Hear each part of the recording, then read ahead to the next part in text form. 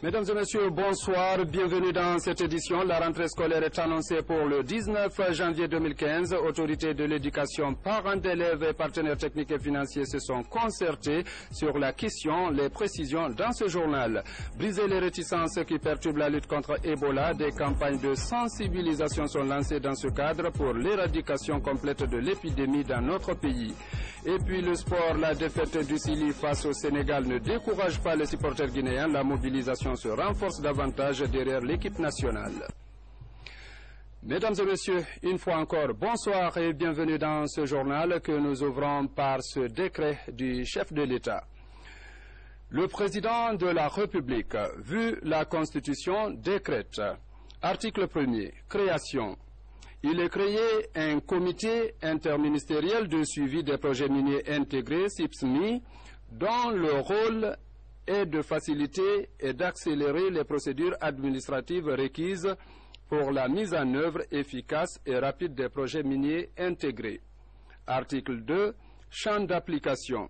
Sont considérés comme projets miniers intégrés les projets comportant des mines et des infrastructures auxiliaires de grande envergure. Le montant des investissements dans les projets qui sont éligibles au régime de la concession minière établi par le Code minier doit être égal ou supérieur à 1 milliard de dollars. Le mandat du comité interministériel de suivi des projets miniers intégrés CIPSMI et de toutes les structures qui en découlent est limité à la phase de développement. Les structures pérennes continueront à jouer leur mission en phase d'exploitation qui commence à la fin de la phase de construction et à compter de l'atteinte de la capacité maximale prévue dans l'étude de faisabilité telle que celle-ci est validée par l'État. Article 3. Composition. Le comité interministériel de suivi CIPSMI est composé des chefs des départements ministériels impliqués en permanence dans la mise en œuvre des projets par leur intervention dans l'octroi des permis, autorisations et autres actes administratifs. Ce sont président, le ministre en charge des mines et de la géologie, premier vice-président, le ministre en charge de l'économie et des finances, deuxième vice-président, le ministre en charge des transports, membres, le ministre en charge des travaux publics, le ministre en charge de l'aménagement du territoire et de la ville, le ministre en charge de l'environnement, le ministre en charge de l'administration du territoire et de la décentralisation, le ministre en charge de l'industrie, le ministre en charge de l'enseignement technique, de la formation professionnelle, de l'emploi et du travail, l'administrateur général de l'administration et contrôle des grands projets et des marchés publics, l'administrateur général de la Société guinéenne du patrimoine minier, Sogipami. Le CIPSMI peut faire appel à tout département ministériel ou structure de l'administration dans le cadre de la réalisation de sa mission. Il peut faire également appel à l'expertise externe. Le CIPSMI a une structure d'appui appelée comité technique. Le comité technique est composé ainsi qu'il suit. Le conseiller à la présidence en charge des questions minières. Le conseiller chargé du bureau de suivi et de la stratégie à la présidence. Le conseiller à la primature en charge des questions minières. 2 représentants du ministère des Mines et de la Géologie, dont le chef du secrétariat permanent.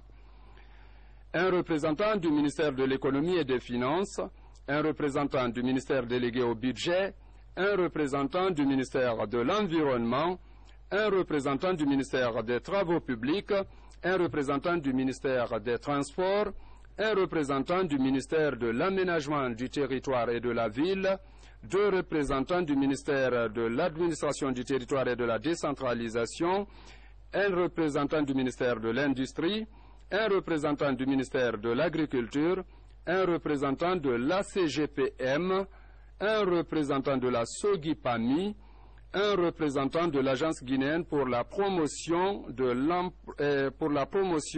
des investissements privés APIP, un représentant de l'Agence guinéenne pour la promotion de l'emploi. Financement. La prise en charge financière du fonctionnement du comité de coordination interministérielle de suivi et de ses structures d'appui sera assurée par le budget national de développement, par le fonds d'investissement minier, par toute autre ressource publique affectée par le gouvernement ou par des partenaires techniques et financiers, ainsi que par des dons et legs. Un arrêté du ministre en charge des mines et de la géologie définira la liste réactualisable des projets éligibles. Tous les services de l'administration sont chargés, chacun en ce qui le concerne, de l'application du présent décret pour les fins de réalisation de son objet dans les meilleures conditions. Le présent décret prend effet à compter de sa date de signature et sera enregistré et publié au journal officiel de la République. Conakry, le 14 janvier 2015, signé professeur Alpha Condé. Comme annoncé dans les titres, le gouvernement annonce l'ouverture des classes pour le lundi 19 janvier 2015. Une réunion de concertation a regroupé ce matin les partenaires techniques et financiers, les syndicats, les parents d'élèves et les autorités de l'éducation. Voici la déclaration du gouvernement lue par le porte-parole des ministres en charge de l'éducation. Suivez. Les ministres en charge du système éducatif, après concertation avec les bureaux des deux syndicats de l'éducation, FSPE, SLEG, et les bureaux de la Fédération des associations des parents d'élèves et amis de l'école, informent l'ensemble des acteurs et partenaires du système éducatif guinéen que l'ouverture des classes sur l'ensemble du territoire national et pour tous les cycles d'enseignement est fixée au lundi 19 janvier 2015 à 7h30. Les ministres saisissent cette opportunité pour remercier et féliciter tous les partenaires techniques et financiers pour l'accompagnement en vue d'une rentrée sécurisée. Madame l'inspectrice générale de l'éducation, les recteurs, les directeurs des institutions d'enseignement supérieur, les inspecteurs régionaux de l'éducation, les directeurs régionaux de l'enseignement technique et professionnel, les directeurs préfectoraux et communaux de l'éducation, les délégués scolaires de l'enseignement élémentaire, les directeurs et chefs d'établissement sont chargés chacun en ce qui le concerne de l'application correcte de la présente disposition. Les ministres en charge de l'éducation encouragent tous les acteurs du système éducatif et les engagent à ne ménager aucun effort pour une année scolaire et universitaire paisible et réussie. Un autre communiqué de l'inspection générale du ministère de l'enseignement préuniversitaire et de l'alphabétisation. Suite au communiqué relatif à la reprise des classes pour l'année scolaire 2014-2015, tous les personnels enseignants de l'élémentaire et du secondaire des écoles publiques et privées sur toute l'étendue du territoire sont invités à rejoindre leur poste de travail, école et établissement au plus tard le vendredi 16 janvier 2015 à 8 h pour préparer la rentrée. Les épreuves du concours de sélection pour le diplôme d'armes DA ont été lancées ce mercredi dans les 4 régions de gendarmerie du pays. Près de 700 candidats sont inscrits. Le lancement des épreuves a été présidé par le haut commandant en second de la gendarmerie nationale, sergent Alassane Diaby. Les interventions de la gendarmerie mobile sont inscrits pour ce concours de sélection pour le diplôme d'armes. Le lycée Ahmed Sékou Touré de l'aviation accueille les candidats de la ville de Conakry. Et le concours se déroule simultanément dans les 4 régions de gendarmerie nationale du pays. Il s'agit de savoir quels sont les plus aptes à suivre la formation. Cette formation va se faire en français. Une épreuve de compréhension de texte sur la dictée également, avec des questions de vocabulaire, de grammaire, de syntaxe, là encore pour les mêmes raisons, pour qu'ils puissent suivre les cours. Et enfin, un questionnaire de connaissances professionnelles. Comme je vous expliquais, ils ont une certaine expérience et il faut qu'ils aient un minimum de bagages quand même pour pouvoir suivre la formation qui est assez poussée, qui va former de bons cadres de la gendarmerie. Bien, dans les unités d'intervention, ils vont agir professionnellement. Bien entendu en respectant le droit de l'homme, le droit international humanitaire. Ils seront outillés de sorte qu'ils feront moins d'erreurs dans l'exécution de leurs tâches. À l'arrivée, 200 candidats seront retenus. Ils vont suivre une formation de 5 mois à l'École nationale de gendarmerie de Kalia pour avoir la qualification du commandant de peloton. plus personne ne pourra accéder désormais à un stage si ce n'est par le biais d'un concours. Et il ne s'agit pas dans ce concours d'avoir la moyenne. Comme le nombre de places est limité en fonction de nos besoins, il faudrait que tu sois parmi les meilleurs. Les 200 gendarmes qui seront formés vont constituer la 6e et la 7e promotion des sous-officiers détenteurs du diplôme d'armes. La lutte contre Ebola, des progrès remarquables sont enregistrés dans ce combat contre l'épidémie. Ce constat est confirmé par le représentant des Nations Unies, Ismail Ould Cheikh Ahmed, qui a visité le centre de traitement d'Ebola de Donka. Reportage Mamadi Terna Kamisoko. Nouveau représentant des Nations Unies dans la lutte contre Ebola en Afrique de l'Ouest, Ismail Ould Cheikh Ahmed visite le centre de traitement de Donka. L'émissaire de Ban Ki-moon est venu évaluer le travail de la centaine d'agents nationaux et étrangers qui y travaillent sous la coupe de Médecins sans frontières. Après un échange avec les différents acteurs, le patron de l'UNMIR se félicite des progrès enregistrés par la Guinée. Il conseille surtout la vigilance en cette période. Il apparaît pour nous clairement que la Guinée aujourd'hui est dans une meilleure position qu'elle l'était il y a un mois. Ceci en termes de réponse. Bien entendu, la situation n'est pas encore très bonne, elle est loin de là. On a encore beaucoup de travail à faire parce que pour nous, même s'il ne reste plus qu'un seul cas, c'est toujours dangereux. Il faut maintenir de la vigilance. Les Guinéens ont encore un effort à faire. Je sais que les gens sont fatigués et ne veulent plus entendre, mais le seul moyen d'arriver à éradiquer cette maladie terrible qui a affecté le tissu social et l'économie du pays, les écoles sont fermées. Le seul moyen, c'est de maintenir la vigilance. On va y arriver. Il y a déjà des signes positifs. Au centre de traitement Ebola de Donka, 16 cas d'hospitalisation sont signalés. Parmi eux, des cas suspects. Cette visite vient donc réconforter les autorités sanitaires. Cette mission mérite d'être appréciée hautement, surtout au moment où la stratégie Ebola 0 en 60 jours vient d'être lancée. Je pense que je voudrais remercier, féliciter Monsieur le représentant spécial parce que c'est l'occasion de poursuivre la lutte, de renforcer la lutte et de continuer à travailler pour l'amélioration de la santé de nos populations. Les Nations Unies se montrent convaincues que la Guinée peut vaincre cette épidémie qui a déjà tué près de 1800 personnes. Mais pour cela, les acquis doivent être consolidés avec la nouvelle stratégie Ebola 0 en 60 jours. Pour appuyer ces efforts consentis par le gouvernement et ses partenaires, la Chine augmente son appui à la Guinée. Elle vient d'offrir plus de 31 tonnes de kits sanitaires et de thermoflash pour renforcer les performances sanitaires enregistrées ces derniers temps. Le matériel vient d'être réceptionné ce matin à l'aéroport international de Conakry. Compte rendu, Adjara Matoulaye Touré. C'est donc composé de thermoflash et d'équipements de protection pour le personnel de santé et des agents communautaires est destiné à la lutte contre le virus Ebola. C'est un geste du peuple chinois qui a toujours accompagné le gouvernement guinéen dans sa lutte. Le gouvernement chinois apprécie hautement les efforts du gouvernement guinéen dans la lutte contre Ebola et continuera à aider la Guinée dans la mesure de ses possibilités jusqu'à la victoire définitive de cette bataille anti-Ebola. Depuis l'apparition de l'épidémie en Guinée, le peuple chinois a offert d'importantes aides matérielles, financières et alimentaires à la Guinée. Ce pays était le premier à nous apporter un appui financier, des appuis dans le cadre des équipements, envoyer un avion spécial pour nous apporter des équipements de protection, des équipements pour nous aider à éradiquer cette épidémie à virus Ebola. Ce que nous devons comprendre et ce qui est important, c'est que ces actions seront perpétuées.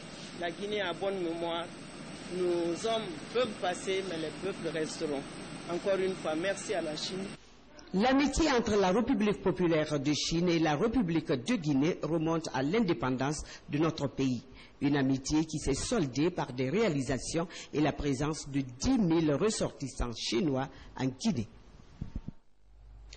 Et puis, l'éradication de ce virus doit également passer par le combat contre les réticences.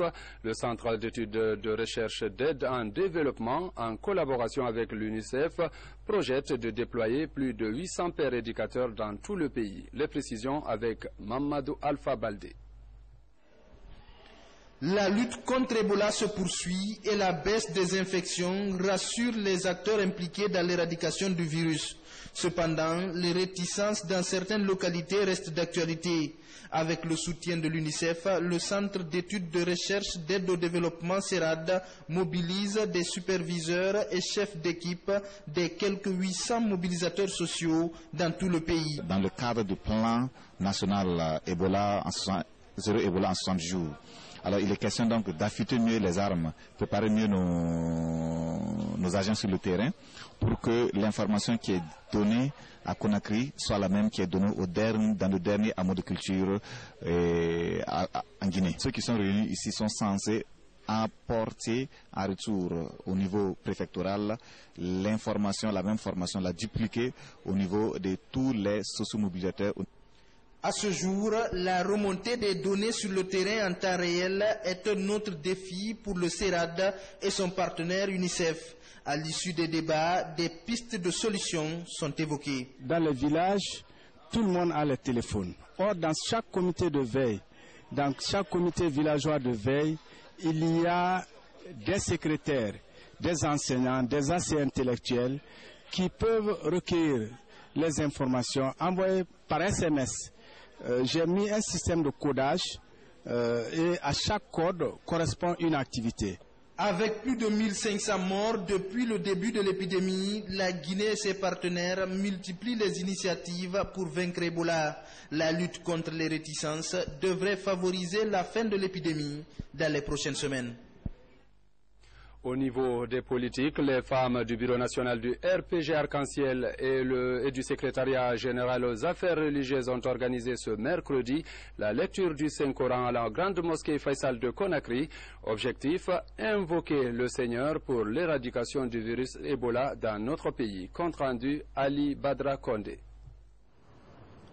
Elles se sont fortement mobilisées, ces femmes du Bureau national du RPG Arc-en-Ciel et le secrétariat général aux affaires religieuses pour consacrer cette journée à la lecture du Saint-Coran ici à la grande mosquée Faisal. À travers le Saint-Coran, ces dames ont imploré la miséricorde d'Allah pour l'éradication de la fièvre hémorragique à virus Ebola. Nous sommes là ce matin pour la lecture du Coran, pour que Dieu vers nous aider à reculer cette mauvaise maladie dans notre pays. Ce que ces femmes religieuses peuvent faire, c'est d'organiser la prière et la lecture du Saint-Coran, qui est la parole de Dieu, plus sacrée, et aussi de prier le Tout-Puissant Allah pour qu'il accompagne notre cher président, professeur Alpha Condé, pour qu'il puisse conduire la Guinée vers un développement durable, vers la stabilité et vers la quiétude sociale. Au-delà de la fièvre hémorragique à virus Ebola, les invocations ont été formulées pour le maintien de la paix et la quiétude sociale. C'est pourquoi la première dame de la République, Hadji Diéné Codé, a appelé les Guinéens à l'unisson. Je ne pouvais pas manquer ce rendez-vous parce que tout le monde sait les ravages du virus Ebola en Guinée et dans la sous-région. Donc nous sommes venus implorer Allah pour qu'il nous pardonne et que enfin Ebola quitte notre espace. Après Conakry, ces femmes du Bureau national RPG Arc-en-Ciel entendent poursuivre ces journées de prière dans les préfectures de Koya, Forikaria et Dubreka. Autre sujet de l'actualité, dans le monde rural, les engins agricoles importés par l'État et mis à la disposition des paysans sont presque tous en panne. Le constat est alarmant, le manque d'entretien est la cause évoquée. Le point avec Ansouman Toumani Kamara. Didier Buffort est un Français qui a plusieurs décennies d'expérience dans l'agriculture, notamment dans l'entretien des engins agricoles. Par amitié et rassuré par la visite de son président en Guinée, cet agriculteur du nord de la France se rend à Farana, au centre de la Guinée. En 2 semaines, il donne des cours théoriques et pratiques sur la maintenance, la conduite et le réglage des moissonneuses-batteuses et des tracteurs. Ils ont énormément de courage. Par contre, ce qui nous manque ici, ce qui leur manque du moins, c'est que c'est de la formation. Il faudrait des moyens pour pouvoir leur faire suivre des formations avec des gens qui sont chez John Deere ou chez Fiat ou d'autres marques, d'autres concessionnaires, hein. peu importe, mais il faut absolument qu'ils soient formés. Et cette formation vient ainsi qualifier le potentiel humain dans l'entretien des engins agricoles afin de mener à bien les opérations de labour et de récolte. Je suis très content de l'arrivée de M. Didier de la France jusqu'ici. Depuis l'année 78, je conduisais la Laverda, mais il m'a montré quelque chose que je ne connaissais pas. Et ce que nous fatigue ici en Guinée, c'est manque de formation. Manque de formation. Sinon, le grand patron, le président, a envoyé comme la Laverda, pratiquement, alors là, tout n'est pas en état neuf parce qu'on ne connaît pas. Alpha Camara, un passionné de l'agriculture, est l'initiateur de cette formation. Il a mis en valeur cette année, sur fonds propres, 15 hectares de riz répartis sur 5 sites. Mais des difficultés ne manquent pas pour réaliser ses ambitions. C'est un plaisir pour nous d'être dans l'agriculture, mais nous avons besoin d'être un tout petit peu subventionnés, ne serait-ce qu'aménager nos plaines pour que nous sortions de cette dépendance alimentaire. Ces nouvelles connaissances acquises ont permis à ces techniciens guinéens d'opérer sans perte sur toute la chaîne de la récolte. Et désormais, ils sont aussi en mesure de bien entretenir ces engins agricoles sans l'appui extérieur. Restons à l'intérieur du pays pour dire que les habitants de Bassambaya, dans la sous-préfecture de Douné, c'est à Mamon, s'activent dans le désenclavement de leur localité. Des travaux d'aménagement de la route qui mènent dans ce village viennent d'être lancés avec des moyens rudimentaires bien sûr. Toutefois, ils comptent sur l'État pour la réalisation d'un pont moderne sur le Bafing en vue de leur permettre de vite écouler leurs produits agricoles. Reportage Sa Amara Tolno, rendu en studio par Mamaista Kamara.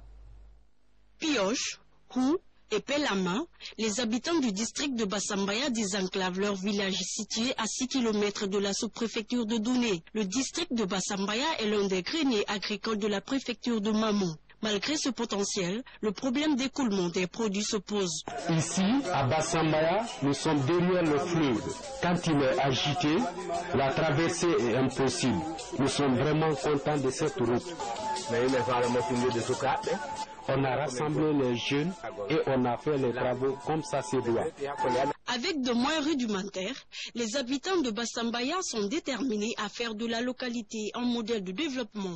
Je suis venu avec l'ACR, venir remercier la population de leur civisme dans le cadre d'adhésion au programme de société prôné par le président de la République. En attendant l'intervention de l'État, ces jeunes ont déjà remblayé 500 mètres de route.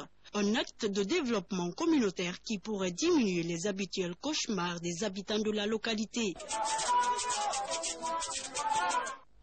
Un incendie s'est produit ce matin à Nongo, dans la commune de Ratoma. Pas de pertes en vies humaines, mais des dégâts matériels importants ont été enregistrés. Le feu qui s'est déclaré dans le bâtiment n'a pas pu être maîtrisé malgré les secours des voisins. Reportage Mamaista Kamara. Voici ce qui reste d'une concession familiale au quartier Nongo de la commune de Ratoma. Le feu vient de tout consumer. C'était ce matin. Aucune perte en vie humaine n'est à déplorer. Les premiers témoins parlent d'un court-circuit qui aurait provoqué l'incendie. Je dormais dans ma chambre derrière. Là maintenant, après j'ai vu la fumée. J'ai senti quelque chose, ça m'étouffait. Donc je me suis levée. Après j'ai vu il y avait la fumée. J'ai ouvert comme ça la porte des chambres, la chambre des filles. J'ai vu il y avait le feu qui quittait vers le plafond pour descendre. Après, j'ai crié, j'ai appelé ma maman qu'elle était prête pour sortir. Après, maintenant, elle a dit quoi? J'ai dit, il y a le feu dans la maison. On a pris l'eau pour jeter, on a vu le feu était trop. On est sorti, on a crié. Quand on a commencé à pleurer maintenant, les voisins sont venus, les voisins. Encore sous le choc, la mère de famille a la gorge serrée. Mariam Bobo Diallo se retrouve aujourd'hui sans aucun bien. C'est ma fille qui m'a appelé qu'il y a le feu. Le feu sort dans la chambre des filles. J'ai pris l'eau, je suis partie jusqu'au couloir, mais je n'ai pas pu. Il y avait tellement de feu qui sortait sur le plafond qu'on a tout perdu. En attendant le concours des personnes de bonne volonté, la famille Diallo va passer ce soir la nuit à la Belle Étoile. Sport football, la défaite du Sili national face au Sénégal anime les débats à Conakry. Cette situation n'entend pas cependant le moral des supporters. Les spécialistes du Curon également croient à une brillante prestation de l'équipe nationale à condition que les uns et les autres s'y mettent. Reportage Abdoulaye Diallo.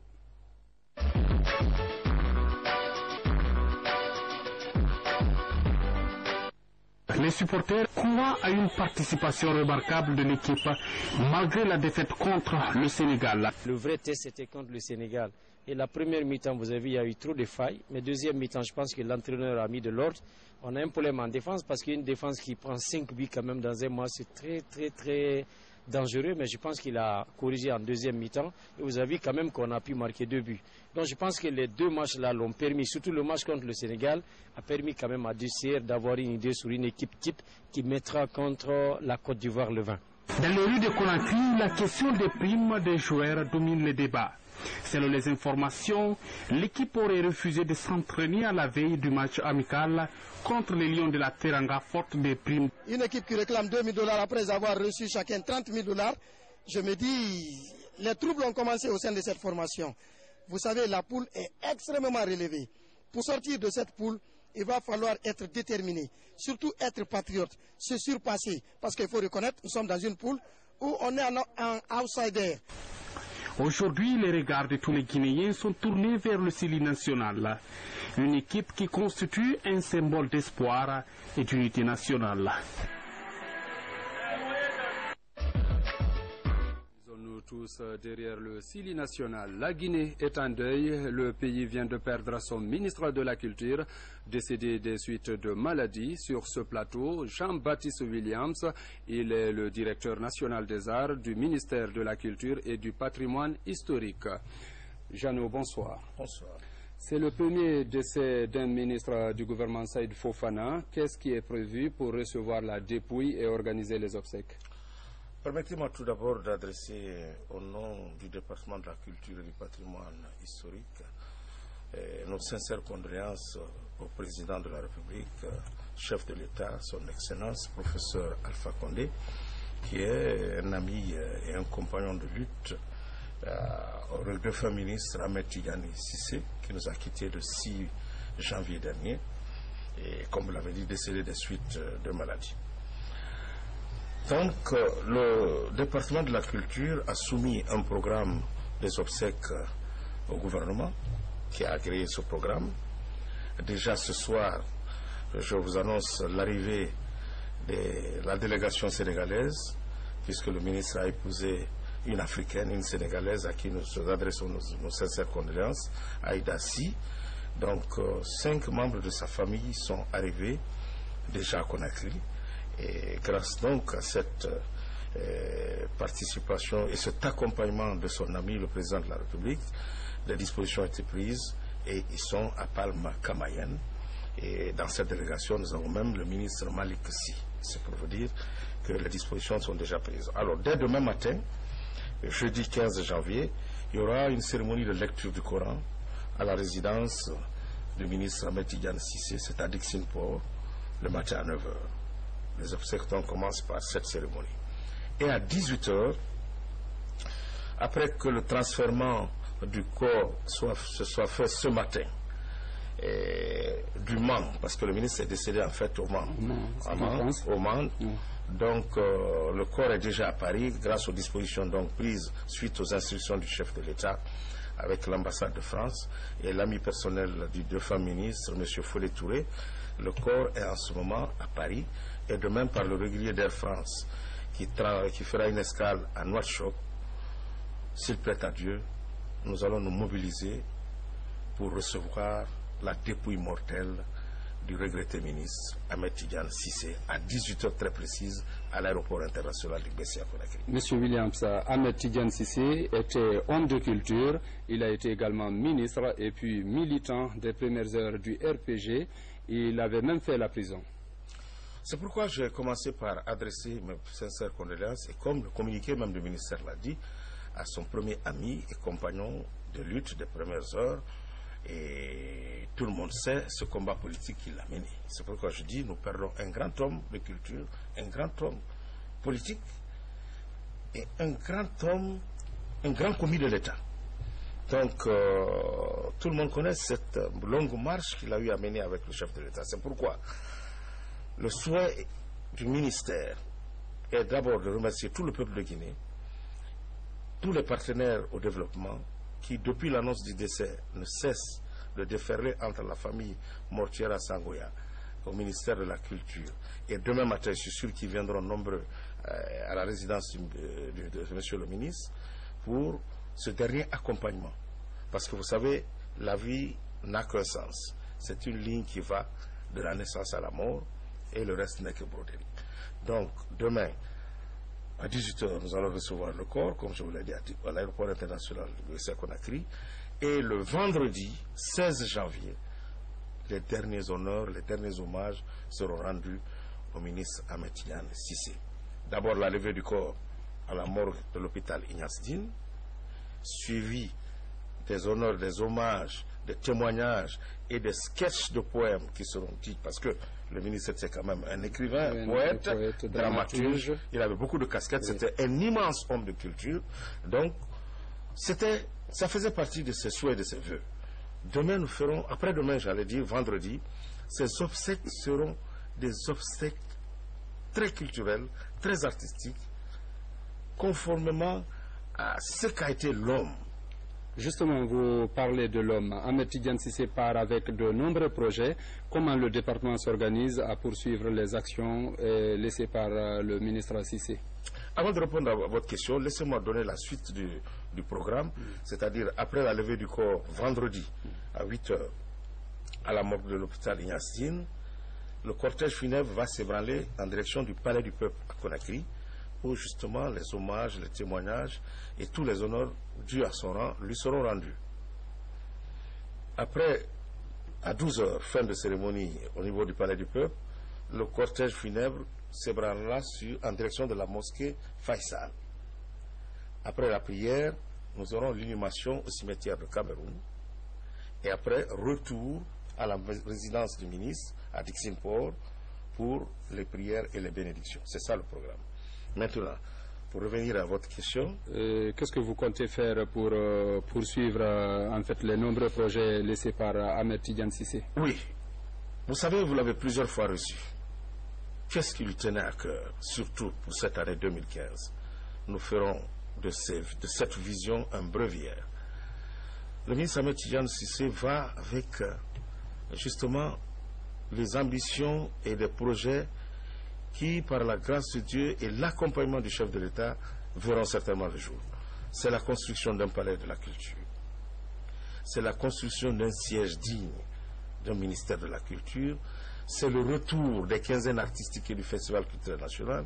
Mais c'est surtout le grand chantier qui va aller à la politique nationale, c'est-à-dire des grandes journées culturelles, on les appellera comme on le veut, et que nous souhaitons même baptiser les journées, les états généraux de la culture, ou les états généraux Ahmed Tidiane Cissé de la culture, qui vont déboucher sur la politique culturelle nationale de notre pays, la Guinée. Ça, il tenait à ces 3 ou 4 grands projets que nous pensons pouvoir réaliser pour honorer davantage la mémoire de ce grand homme de culture. Merci, monsieur le directeur. Que la terre de Guinée que Ahmed Tidiane Cissé a tant servi lui soit légère et que Dieu ait son âme au paradis. Mesdames et messieurs, c'est la fin de cette édition. Merci de l'avoir suivi et surtout passez un agréable moment en compagnie des programmes de la RTG. Demain, vous recevrez Falilou Diallo.